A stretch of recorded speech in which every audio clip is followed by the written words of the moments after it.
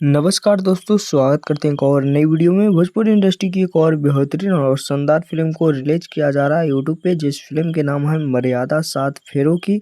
और इस फिल्म के स्टार कास्ट में नजर आने वाले हैं यश कुमार, मिथिला पुरोहित जी और जोया खान, अनूप अरोरा जैसे और भी बहुत सारे भोजपुरी के दिग्गज कलाकार यह फिल्म में काम किए हैं।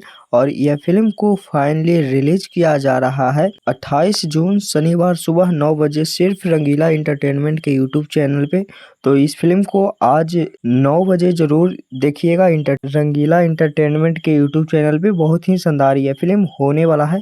और फिल्म के निर्माता हैं कुणाल किशोर जी और फिल्म के निर्देशक हैं विष्णु शंकर वेलू जी और फिल्म के लेखक हैं संदीप सबरांश जी। और फिल्म में संगीत दिए हैं साजन मिश्रा जी और फिल्म में गीत को लिखे हैं शेखर मधुर और धर्म हिंदुस्तानी जी। और बहुत ही शानदार यह फिल्म होने वाला है। तो यह फिल्म के अपडेट आप सभी को कैसा लगा नीचे कमेंट बॉक्स में बताइएगा। मिलते हैं किसी नेक्स्ट वीडियो में किसी नेक्स्ट खबरें के साथ। बने रहिएगा हमारे चैनल पे। धन्यवाद।